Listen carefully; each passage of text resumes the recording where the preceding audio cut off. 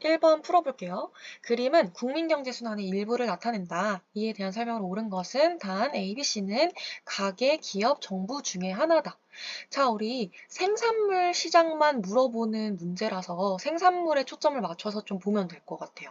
생산물 시장에서는 실선이 실물의 흐름, 그다음 점선이 화폐의 흐름인데 생산물 시장의 실물은 생산물이겠지. 그리고 우리는 생산물을 뭐라고 배웠죠? 재화와 서비스라고 배웠죠. 그러면 여기 빈칸은 선생님이 그냥 뚫어놓은 건데 이 빈칸에 재화와 서비스 이렇게 쓰면 되겠지. 이 실선이 재화와 서비스가 왔다 갔다 하는 흐름이라고 생각을 하면 돼요. A라는 경제 주체랑 C라는 경제 주체가 B라는 경제 주체한테 화폐의 흐름, 돈을 내고 있죠. 근데 그 돈의 이름이 세금이래.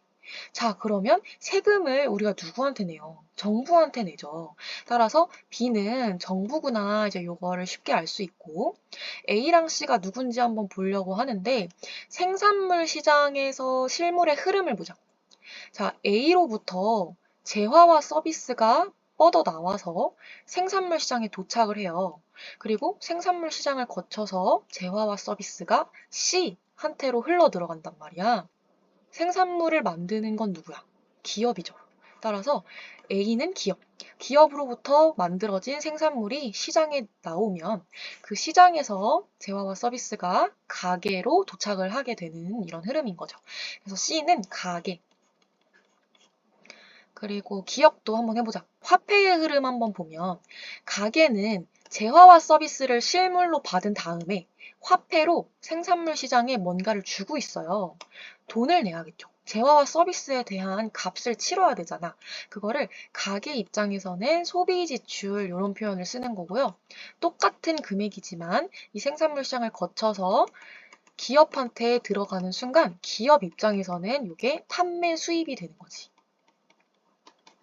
1, 2, 3, 4, 5번을 한번 볼게요. 1번. 기업은 소비의 주체이다. 이거 틀렸죠? 기업은 생산의 주체이다 라고 하는 게 맞지. 2번. 정부는 사회적 후생 극대화 추구하죠. 2번이 답이네요. 3번. 가계는 이윤 극대화를 추구하지 않고 효용 극대화를 추구한다. 이런 얘기를 해줘야 되고 4번. A와 달리 C는 가계는 생산요소 시장의 수요자이다. 이거 어때? 우리 생산요소 시장은 뭐였어요? 생산요소 시장. 생산요소 시장은 생산요소가 주고받아지는 시장이겠죠. 그래서 이 시장에서는 실물이 생산요소고 생산요소는 곧 노동, 자본, 토지 이런 것들이 있었는데 그러니까 생산에 필요한 요소들이죠. 우리는 노동에 초점을 맞춰서 노동만 공부를 해라 이런 얘기를 선생님이 했었어요. 그리고 화폐의 흐름은 어떻게 됐어? 이 생산 요소를 빌린 대가로 임금, 이자,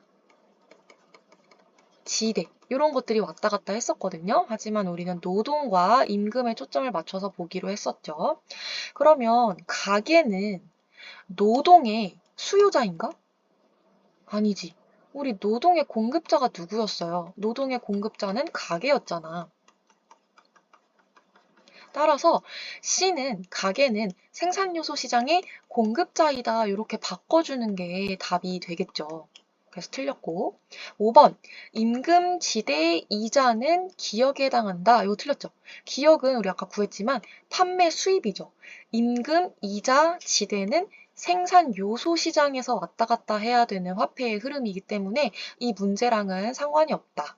따라서 답은 2번이다.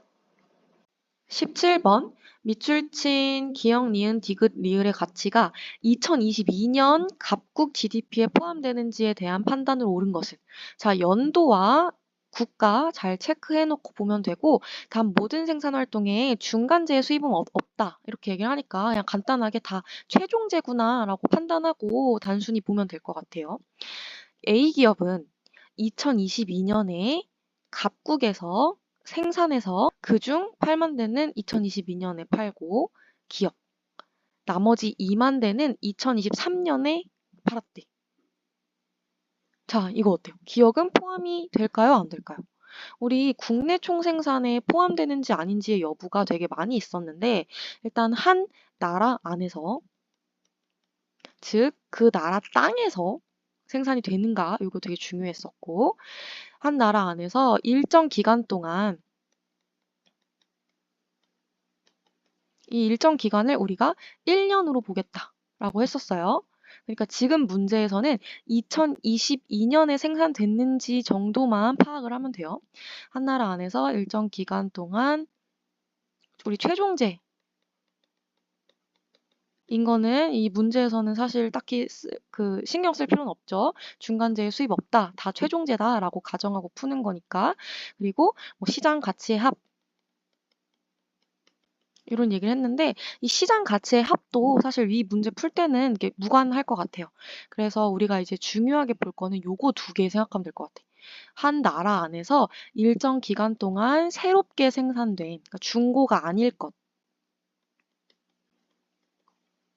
새롭게 생산된 최종 재화를 보면 되는데 기업 같은 경우는 2022년에 생산된 거 맞고 갑국에서 생산된 거 맞죠. 따라서 1, 2, 3번 이 정답이 될 수 있을 것 같고 니은 볼게요. B기업은 2022년에 갑국에서 생산해서 그중 13척은 갑국에서 판매했고 이렇게 쭉 나오는데 니은도 2022년에 갑국에서 생산했대잖아요. 얘도 당연히 포함되겠죠. 디귿 그 20척 생산한 것 중에 7척도 똑같아요. 2022년에 갑국에서 생산된 거 맞지?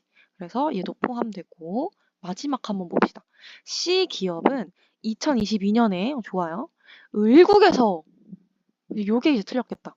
을국에서 100만 대를 생산해서 그중 40만 대를 갑국에 수출했대요. 우리 한 나라 땅에서 생산된 것만 보기로 했단 말이죠. 그리고 지금 질문은 갑국 GDP에 포함되는지를 물어본 건데 이 핸드폰 어디서 생산됐대? 을국에서 생산됐대잖아요.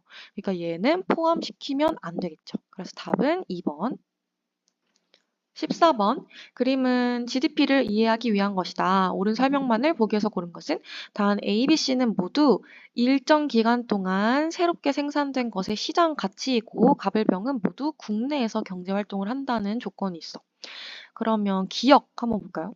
외국인 축구선수 갑의 연봉. 자, 외국인인 거에 너무 초점 맞추면 안 되고 이 외국인 축구선수도 우리나라에서 경제활동한다고 했잖아요. 그래서 요 친구가 활동하는 그 축구 서비스, 뭐 축구 구단에서 뛰는 활동, 이런 거에 대한 대가, 즉 연봉. 연봉은 A에 해당하는가? 국내에서 생산된 거 맞죠? 그쵸? 축구 팀에서 뛰는 그 축구 서비스라고 해야 될까? 아무튼 그 축구 서비스를 국내에서 생산하고 있죠. 따라서 A에 들어갈 수가 없겠죠. 틀렸고.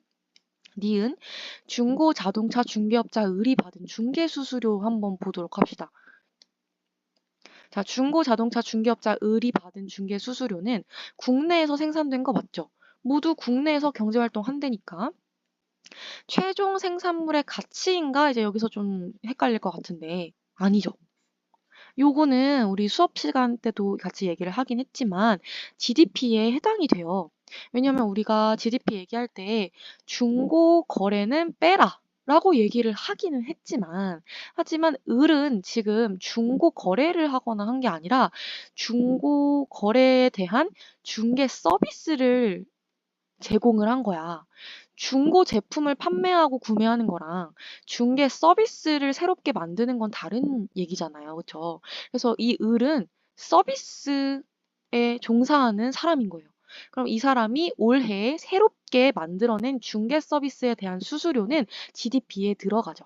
따라서 최종 생산물의 가치가 맞아요. C로 와야겠죠? 그래서 기억도 틀리고 니은도 틀렸네. 그럼 답이 5번이겠네요.